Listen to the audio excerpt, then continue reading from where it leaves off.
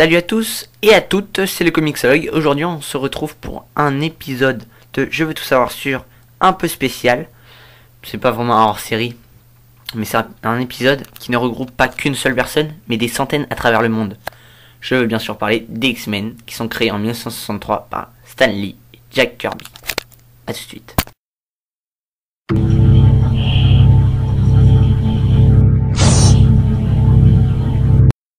Donc les aventures des X-Men ont été publiées dans le comics X-Men numéro 1, édité par Marvel Comics, en 1963 donc.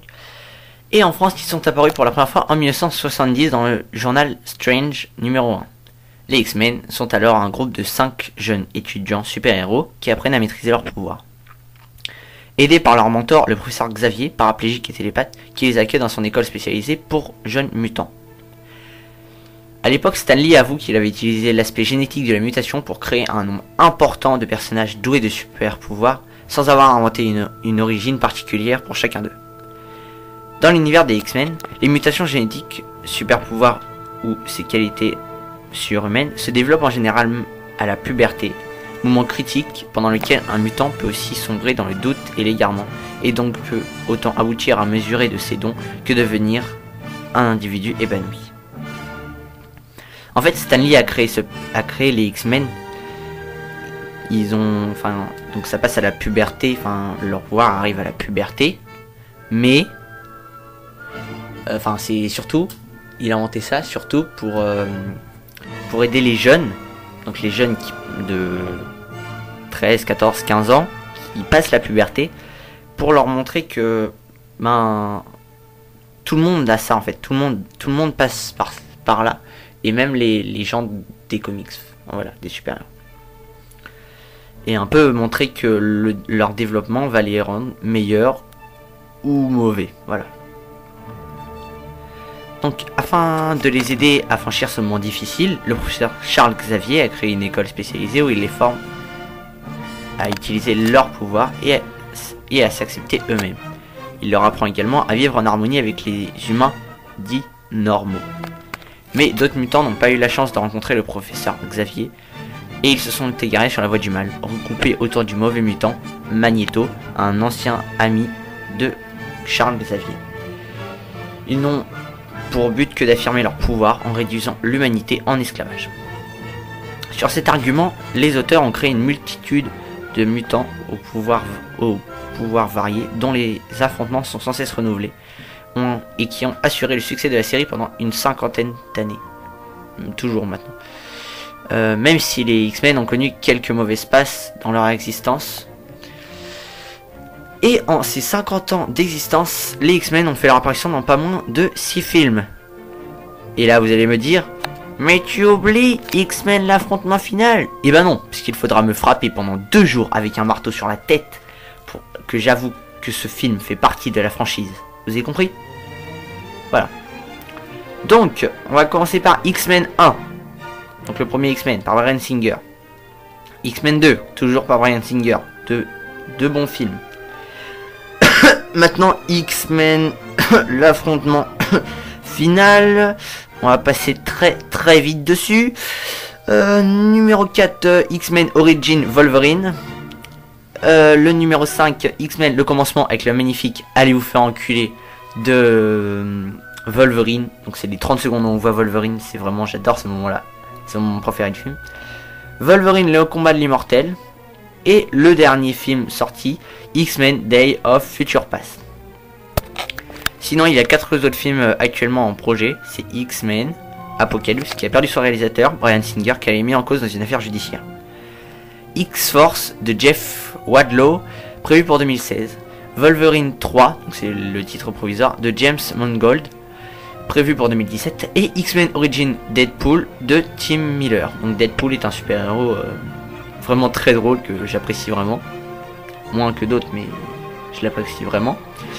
Et donc si vous voulez le voir, si vous voulez en entendre parler, je vais faire un je vais tout savoir sur Deadpool bientôt, quand j'aurai le temps.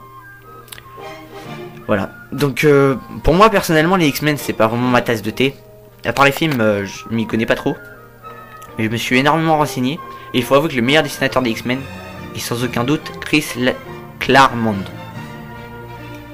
qui a dessiné l'excellent Nous sommes les X-Men, qui est une histoire incroyable que les internautes conseillent énormément.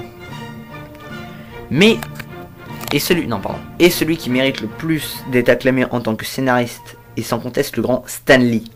Mais je voudrais quand même que l'on salue l'immense travail qu'ont fait Simon Kinberg et Matthew Vaughn sur le comics homonyme du film X-Men Day of Future Past.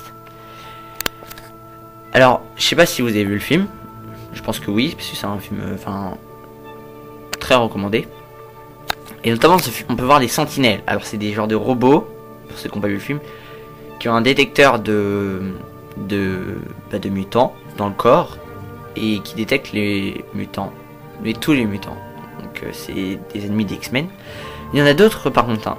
Il y a genre Magneto qui peut contrôler le métal, mais ma préférence va vers une X-Men surtout, que j'adore énormément. C'est bien sûr Mystique. Le travail que l'on peut faire dessus est énorme et c'est la méthode qu'un film n'ait pas été fait et n'est pas en préparation. Car le développement de malade que l'on peut faire dessus, elle peut changer d'apparence, on peut la faire changer d'apparence, on peut la faire changer de corps. Un peu comme Doctor Who, je sais pas s'il y a des gens qui connaissent Doctor Who, je pense que c'est une série, une énorme série.